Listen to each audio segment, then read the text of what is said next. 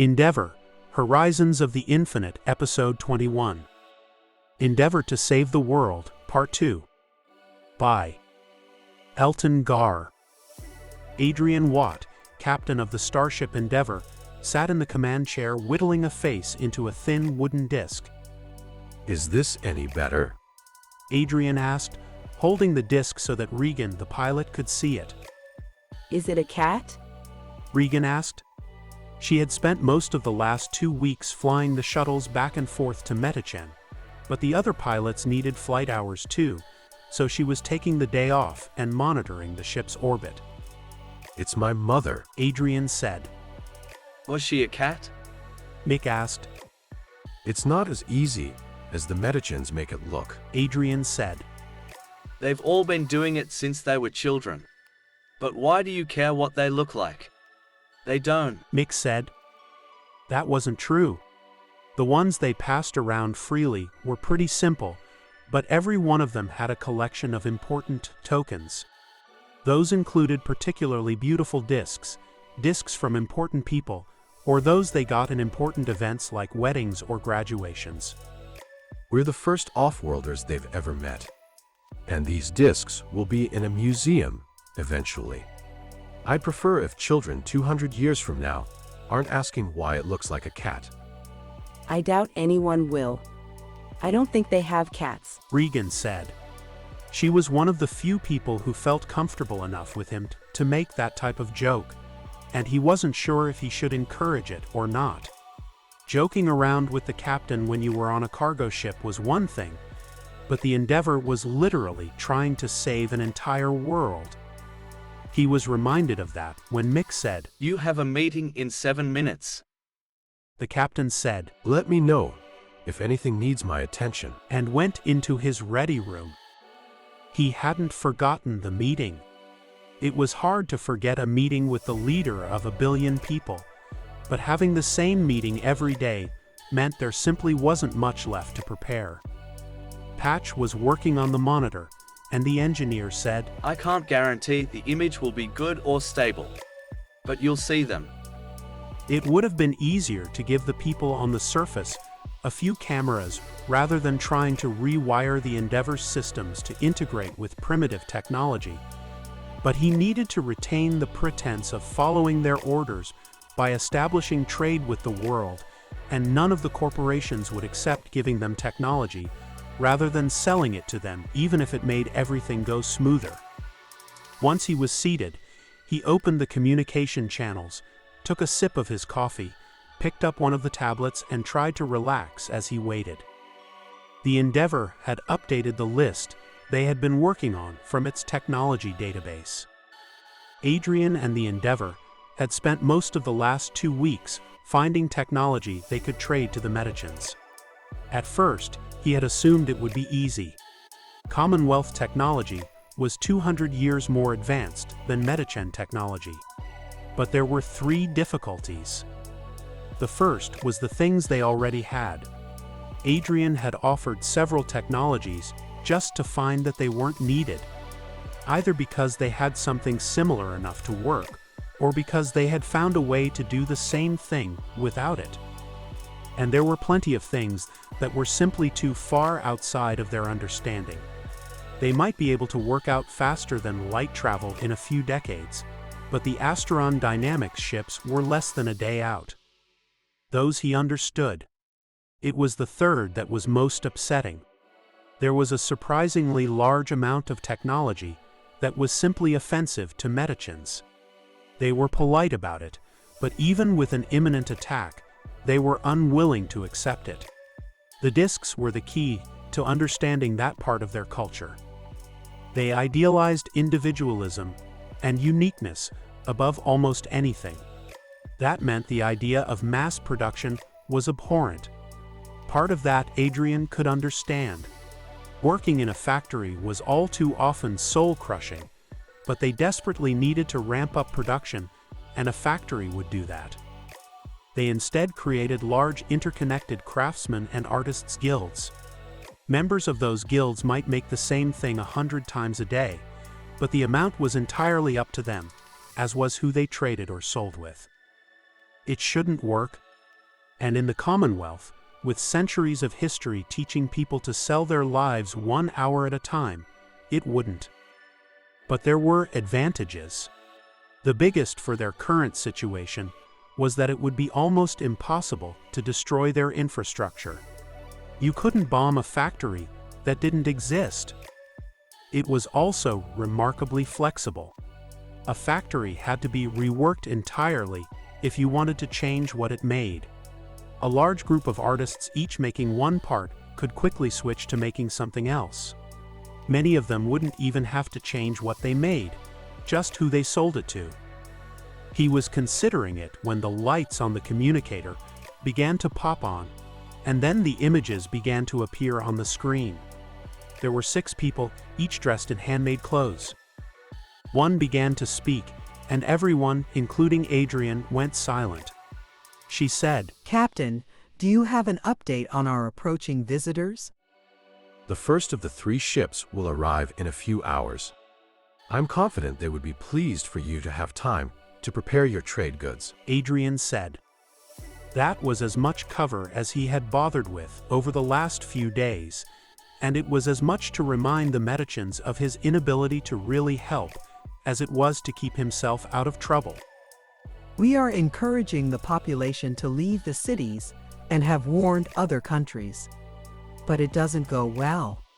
Many of our people are not yet convinced you exist, and others believe you are lying. The woman said, weeks just weren't long enough for them to adjust to aliens existing, and certainly not enough for a society that reveled in its individuality and creativity to all fall into line for what was likely to be an impossible fight on the word of someone they didn't know or trust.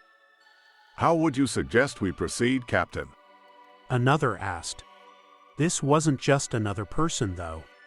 He was the head of this council. The individual they had voted to run this entire operation, making him the most powerful person on Medichen. You negotiate and do everything you can to slow them down. My crew have been contacting the corporations they work for and asking questions about the situation. Once the other corporations know what Asteron is doing, they'll begin to undermine their plans. He left out that Asteron Dynamics was more powerful than any of them, and several, who didn't have interests in this world, would be open to bribes. We have prepared several plots which should distract them. And you do not need to convince us of the value of time. It will take us decades to fully understand what you have already shown us. But every day we have new ideas and tools to implement those ideas. Adrian felt bad, because while they were right, it wouldn't really matter. Even if they knew everything known to the Commonwealth, they still wouldn't have anything built that could hope to stand up against an Asteron Dynamics ship. I also believe we may get them to land. One of the military leaders said. That was new. But if they could, it would eliminate Asteron Dynamics' biggest advantage. How do you intend to do that? Adrian asked, but before the other man could answer, there was a chime, and without waiting for permission, Edric walked in. As their primary cultural expert, the Spirit Keeper was involved in most of the meetings when he was on the ship. So none of the Medichans were surprised to see him. I have received more details on the approaching ships. Edric said.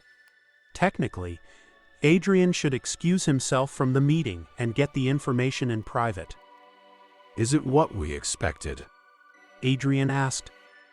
There is a cargo ship and a fighter carrier with about 20 defensive ships and 10 times that many drones. But that's not the bad news. What is? Adrian asked. The third is a C-18 construction ship. Edric said. Adrian saw the problem immediately, but that wouldn't mean anything to the Medicans, and he couldn't just tell them. Even letting them overhear the conversation was breaking protocol. But they needed to know, so he said, I'm not up to date on the C-18. Edric smiled. If Adrian wouldn't have asked, he would have volunteered the information, but this felt smoother. It's about 2/3 the size of the Endeavor, with a crew of 15. That's because it's almost entirely filled with mining and construction drones. It's the same ship that they might use as a seed to mine an entire planet. Though with only a single ship, it would be hampered, and so it could take 100 years to strip it down. But I doubt they will focus on that. They don't need a habitat in this system. Adrian could only hope that was clear enough to the Medichans. The construction ship was far less dangerous than the carrier in the short term, but it made delaying far more perilous because while the Medichans would learn more every day, the resources that Asteron had would grow exponentially. If he could answer their questions, the meeting with the Medichan leaders would still be going. But for most questions, Adrian could only give them hints as to what Asteron might do and suggest part of the human cultural database worth reading. It was frustrating for everyone, but the Medichan were remarkably understanding for people trying to save their world. Humans would have blamed him because he was the same species, but the Medichans were more able to see everyone as an individual than humans. And that was just one of the reasons that Adrian was tempted to throw it all away to fight for them. They had resources of a single planet and technology far below that of the Commonwealth, but had created a world where true soul-crushing poverty was gone. Given time, perhaps humans could learn how they did it more with the resources of one world than humanity had done with the resources of 1,000. But their time was up, and the captain flipped the switch on the command chair, and the image of the Asteron Dynamics captain appeared on the main view screen. The captain's intense eyes looked directly at the camera, as if a man on a construction ship could intimidate the captain of an Endeavor-class ship. That level of confidence could work sometimes. But Adrian wasn't willing to back down. Still, it made him wonder if he could trick the captain into attacking him. I have come to take over negotiations with the Metechans. You are no longer needed. It's good to meet you as well. I am Captain Adrian Watt, and as you know, I do not work for Asteron Dynamics and so can't be dismissed by them. Some of the arrogance left the man's face, but not much of it, and he said, That is not entirely true. Your charter is clear that you are obligated to look out for the interests of the corporations, and as a representative of Asteron Dynamics, I am telling you that the interests of the corporation are for you to leave and allow me to take over. The captain couldn't help but smirk as he said, There are 9 other corporations represented in that charter.